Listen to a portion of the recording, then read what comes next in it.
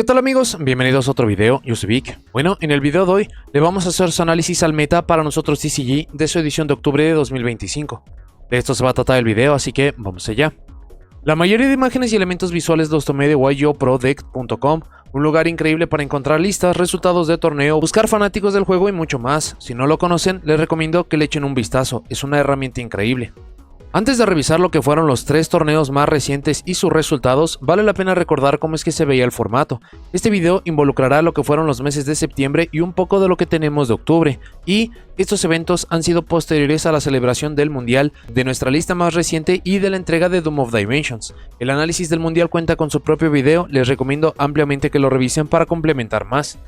Como resumen del año y de lo que fue el Mundial, 2025 ha estado marcado por el dominio de 2 decks, siendo Ryzeal y Malice, ambos apareciendo a finales de 2024 en el constructor de decks Crossover Breakers, y han sido de forma consistente los decks a vencer.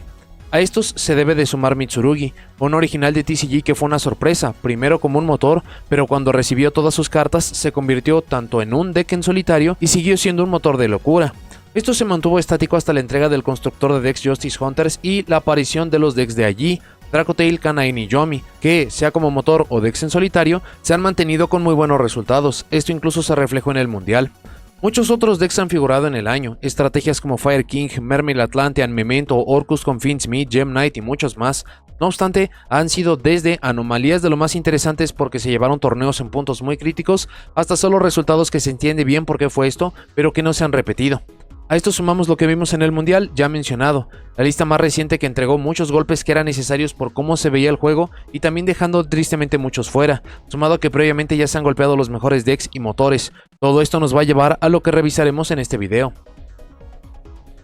Primero, el YC Slide fue el primero en celebrarse después de la entrega de nuestra lista y también con la entrega de nuevo producto con Doom of Dimensions. Vale la pena mencionar que este fue el primer evento Premier de nivel 3 con los nuevos cambios en las políticas y reglas. Mucha más información en su video dedicado a ello. Les recomiendo ampliamente que lo vean o estén familiarizados con lo que fueron los cambios en sus reglas, debido a que lo mencionaremos bastante, haciendo que el manejo de información y también los decks que aparecieron allí serán considerados de forma diferente. La participación del evento fue de 2.249 jugadores, dándonos 15 rondas y luego el top 8. El top 64 que está apareciendo en su pantalla conlleva una diversidad magnífica, pero también la clara evidencia de cuáles son los decks más potentes del juego, con Mitsurugi, Yomi y Dracotail siendo los mejores. A estos podemos añadir otros como Memento, Gem Knight, Ryzeal, Fire King, Crystron, Lunalight, Orcus, Vanquish, Sol y Malice, así como algunos otros que no mencionamos pero que también han estado presentes en este año. También teniendo buenos lugares y hasta representación, pero no tanta como los 3 dichos originalmente. Para el top 8, que es lo que se considera de forma oficial, tuvimos 4 estrategias diferentes, siendo 3 Mitsurugi, 3 Yomi, un Dracotail y un Temple of the Kings. En el top 4 solo quedaban 2 Mitsurugi, un Temple of the Kings y un Dracotail, y la gran final fue Mitsurugi contra Temple of the Kings, y este último sorprendió llevándose todo el evento, poniendo un deck que no estaba en los radares de los jugadores como el mejor del evento, incluso siendo casi una constante ya que Europa siempre entrega resultados de lo más interesantes.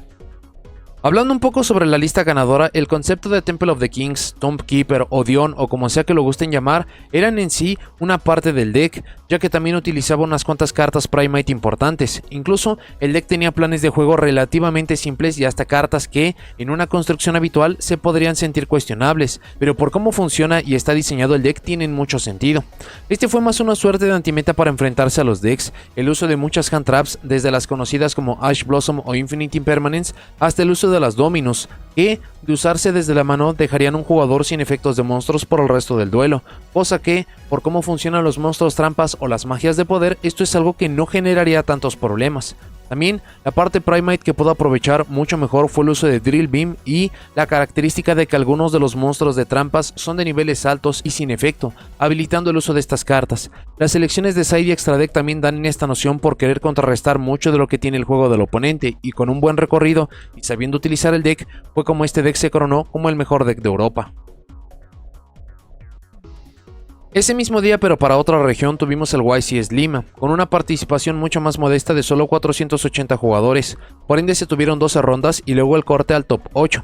Para el top 32 después de rondas todavía tenemos algunas ausencias, no obstante se puede saber cuáles fueron los mejores decks del evento y formato, porque incluso son consistentes entre lo que hemos mencionado del YCS de Europa, así como de formatos anteriores, sin decks que pudieran sorprender o levantar la mano. este evento dio resultados mucho más esperados, para el top 8 siendo 5 Yomis, un Lunalight, un Mitsurugi y un Crystron. En el top 4 se encontraban 3 Yomis y un Crystron, y la final fue una Mirror Match de Yomi, coronando este como el campeón.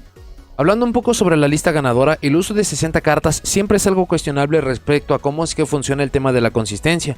No obstante, en decks que funcionan con combos de una carta y que usan muchas cartas que no quieren ver o robar, sino buscar, esta es una increíble forma de poder tener todos esos elementos en un solo deck y que todavía el tema de la probabilidad juega a favor.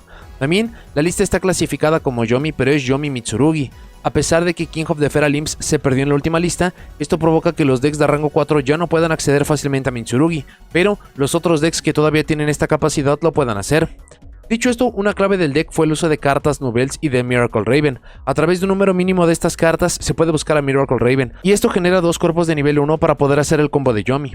La otra opción es que una vez que el Miracle Raven se usa como tributo para la invocación de ritual, genera la búsqueda de un ritual, como lo sería Habakiri de Mitsurugi, que este da todo el combo de Mitsurugi. Hay otras cartas como el uso e invocación de Herald of Darklight como negación y búsqueda del Habakiri, el uso de Zombie Vampire con 2 monstruos de nivel 8 idóneamente los rituales de Mitsurugi para tirar cartas al cementerio, y por la capacidad de combo de una carta de Yomi o de Mitsurugi se puede jugar no importa qué. Fue una amalgama lo suficientemente potente y bien hecha como para haber dado la victoria en este otro torneo. Sin cobertura oficial y con todavía mucha información faltante, no podemos decir mucho más del evento. El último que mencionaremos es el YCS Anaheim, con participación de 1636 jugadores, por ello con 14 rondas de juego para decidir el top 8. Sobre el top 32 también tenemos algunas ausencias sobre las estrategias, pero sigue siendo bastante consistente en la aparición de cuáles son los mejores decks. Para el top 8 tuvimos 5 Yomis, un Crystron, un Mitsurugi, un Raisil. En el top 4 todavía teníamos los 3 decks con un solo piloto, dejando fuera la mayoría de los Yomis. Y para la final fue el enfrentamiento de Yomi contra Crystron, y este último se coronó como campeón de YCS. Hablando un poco sobre la lista ganadora, Crystron Canine no es un deck que no se conociera antes del evento. Incluso se creía que pudiera desaparecer por el hecho de que Inclusion, la magia Crystron, estaba ahora una copia. No obstante, Noroi de Canine da elementos sencillos pero claves para hacer el deck lo que fue. Noroi no solo es otra carta para hacer rangos 5, este es de tipo máquina, lo que sería crucial para algunos combos como de Platinum Gadget. También, poner a Reaper en campo lo más rápido posible genera que si el rival quiere hacer algo contra el deck, debe de ser de la mano de 2 interacciones de monstruos o una carta de trampa. Noroi también da conocimiento de la mano del oponente sin perder recursos si es que utiliza el Case of Canine. Este conocimiento no solo es útil para saber qué es lo que juega el rival o cómo lo jugaría, sino que les da el conocimiento de que pueden hacer el combo de increíble potencia de invocar al Artifact Jolnir al campo del rival, una jugada que sin conocimiento o contra decks de muchas hand-traps es una mala idea, pero respaldada por el conocimiento de mano, más los negadores de Reaper y Cyber Dragon Infinity, que incluso es una negación universal, pueden dar los juegos antes de comenzar a jugar, cosa que fue lo que vimos para la final utilizando este deck. Antes de continuar con el video, si les gusta mi contenido, consideren unirse a miembros del canal. Gracias a personas como Juan Cruz Avilazati, Naro, Novios DK y Lucho Pompi, es que estos videos y todos a futuro son posibles. Consideren apoyarme para que los videos sigan. Para la parte del análisis, primero vamos a mencionar un poco sobre los decks más competitivos del formato y o de lo que se esperaba. Por la parte de Yomi, perder 2 copias de Obedience Cult solamente lo hizo un deck más justo. Previo a este movimiento, la capacidad del deck de usar tanto esta carta le hacía que fuese demasiado potente. Incluso con la aparición de Marshmallow, esto solo se hubiera hecho mucho peor, por lo que fue un excelente movimiento. Por la parte de la limitación del Herald of Darklight, fue una muy buena decisión, ya que es un botón de gana automático contra muchos decks como Lunalight o Dracotail, que tristemente tuvo muy poco impacto por el uso del Shamisen Samsara Zorrocat para reciclar el Herald of Darklight de vuelta del cementerio al extra deck e invocarlo después, sea en el mismo turno o en el turno del rival. Mitsurugi ya no se puede usar de forma tan cómoda como un motor para los decks de rango 4, así que en solitario tuvo un buen éxito.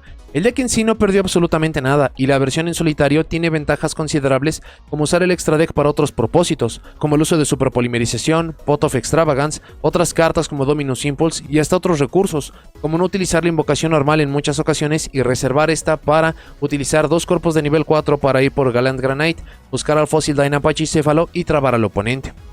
Yomi Mitsurugi fue el híbrido que ya había aparecido desde el final del formato anterior, pero con los movimientos de la lista por fin se consolida como una versión a usar. Peculiar en el respecto de que los mejores híbridos son los que pueden pasar de forma natural de uno a otro, complementando mucho mejor el cómo es que se llevan.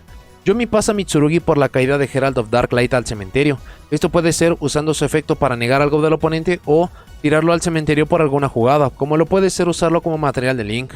Por la parte de Mitsurugi no tiene cómo pasar al combo Yomi de forma natural, pero por cuántos recursos puede sacar Mitsurugi desde su deck y los niveles naturales de su deck, invocar al Zombie Vampire e intentar en una de 4 cartas darle algo Yomi para hacer el combo completo con una carta, que fue lo que vimos que se usó.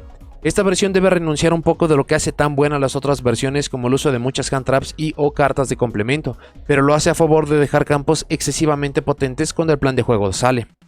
Dracotail también recibió soporte nuevo con Doom of Dimensions, que no es espectacular, pero el deck está muy contenido, así que con muy poco mejora mucho. También la semilimitación de Branded Fusion para algunas versiones ayudó mucho. Este deck por su funcionamiento natural puede acabar fácilmente con Yomi, especialmente por el uso de Mululu.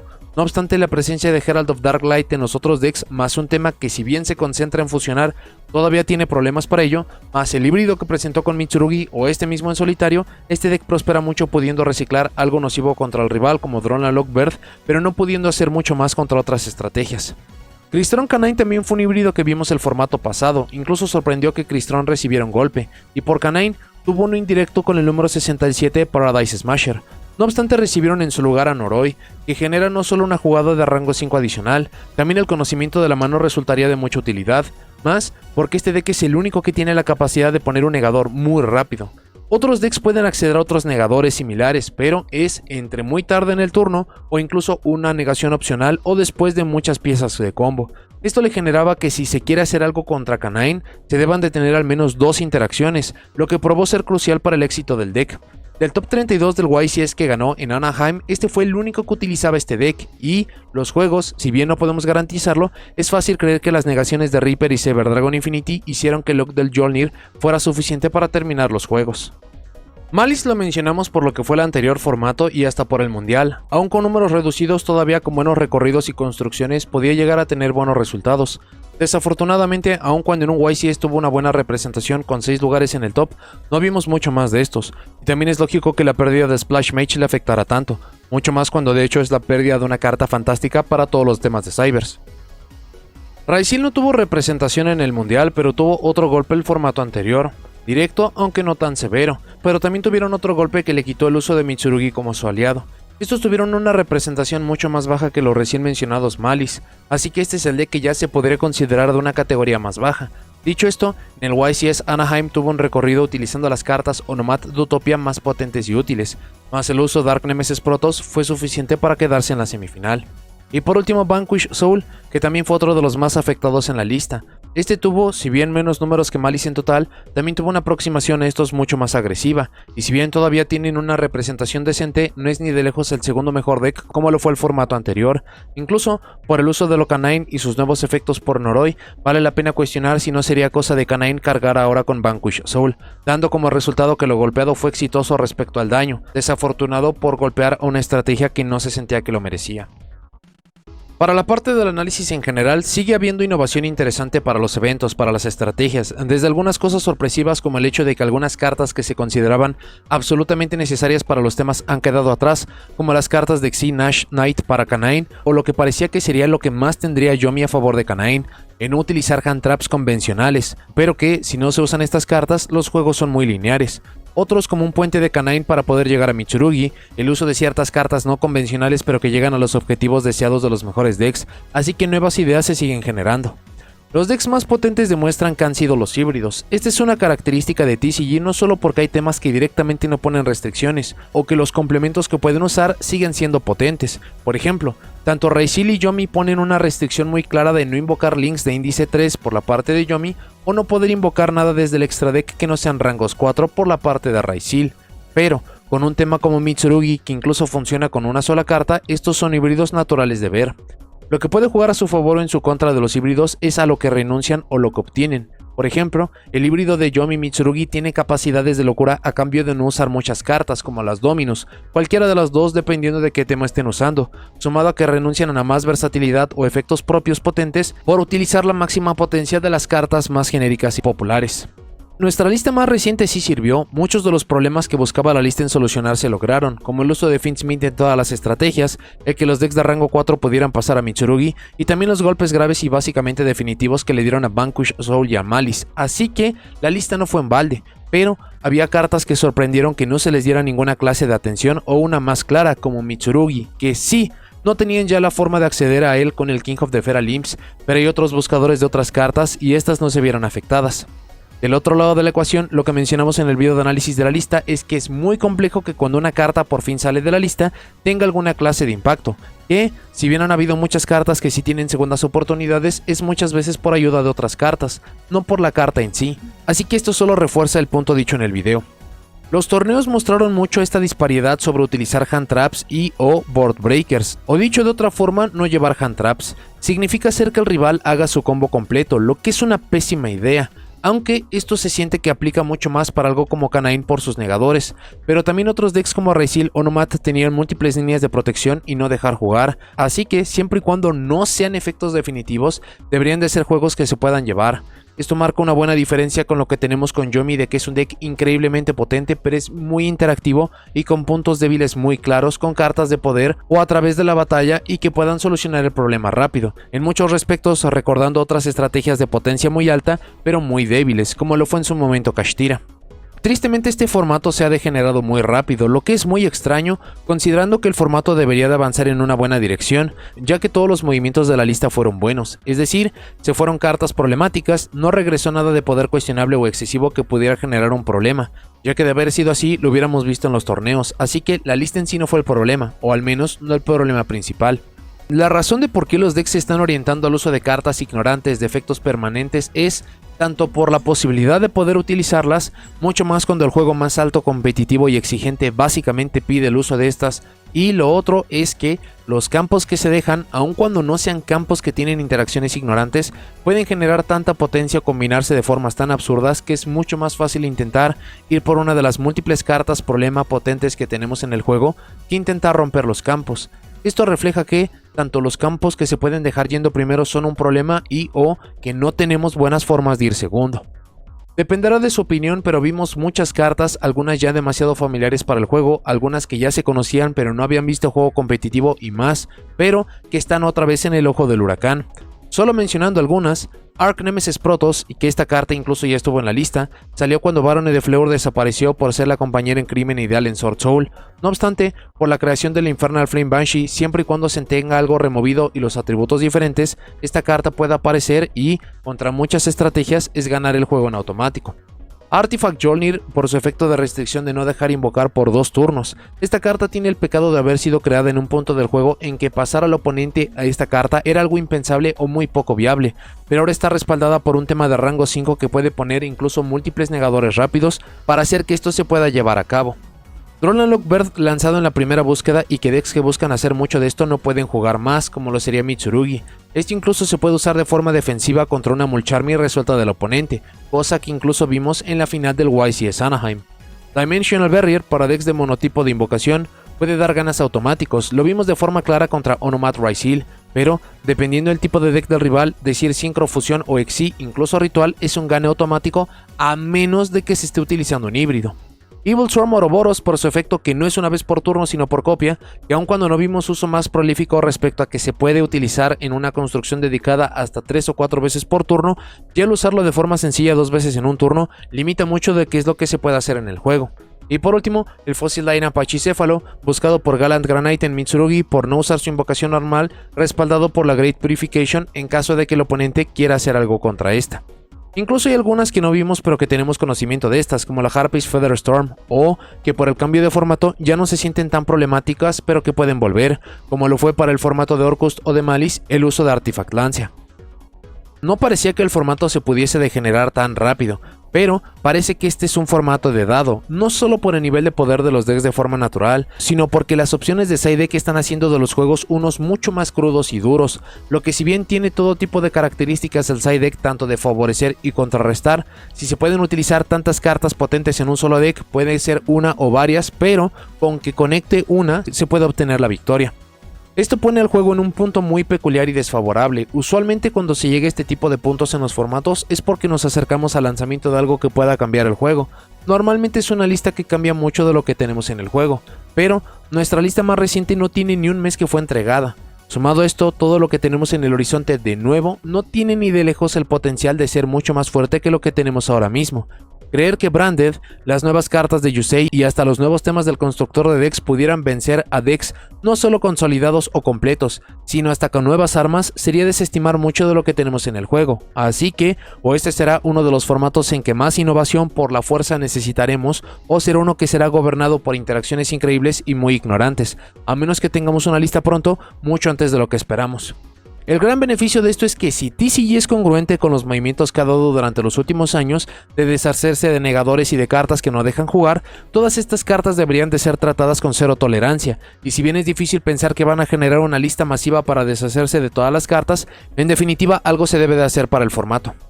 Otro aspecto que hace que estos problemas para este formato sean mucho peores es que no son cartas nuevas y encima son cartas que de alguna forma han eludido a la lista por mucho tiempo. Si bien todo tipo de carta problema y potente muchas veces se siente que es por periodos de tiempo por formatos, sorprende que muchas tengan ya tantos años y tantas consecuencias como para que todavía no se hiciera algo al respecto.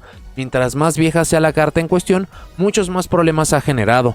Quizás no constantes, pero por supuesto que hay conocimiento de esto. Se refuerza lo dicho de que el deck que ganó en Europa, el deck Dodion o cual sea el nombre que le quieran dar, fue un antimeta porque no vimos ni uno solo de estos en el YCS posterior, lo que, considerando cómo se comparte la información de los mejores decks de cada torneo, no es como que no hubiera jugadores intentándolo para lo que fue el YCS de Anaheim. En el video de hace unos días sobre las modificaciones a cómo es que se llevarían a cabo los torneos, mencionamos que el solo tener un top 8, si bien nos daba perfecta información sobre qué es lo que es considerado el meta, lo más competitivo, también tenía el potencial de mostrar que el juego tenía problemas considerables y Anaheim fue la demostración por completo.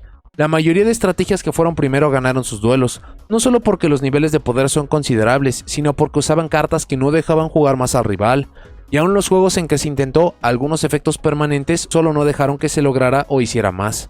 Considerando que los 3 eventos se jugaron bajo el mismo formato y teniendo resultados tan diferentes, todavía hay mucho que puede suceder y desarrollarse. Evidencia de ello fue la preparación para el último YCS. El éxito del ganador del YCS Lima se debió a que muchos no llevaron Drolan Lockbird, cosa que dejaba que algo como Yomi Mitsurugi pudiera prosperar, y para el YCS Anaheim, este siendo el ganador más reciente, ahora se vio mucho más contrarrestado. Al mismo tiempo, provocando que otros decks como Canine pudieran hacer mucho más, y con todavía algunos YCS en puerta con el mismo formato, todavía puede que esto se haga o mucho mejor o mucho peor. Para notas y comentarios finales, veníamos de un formato que la mayoría de gente disfrutó.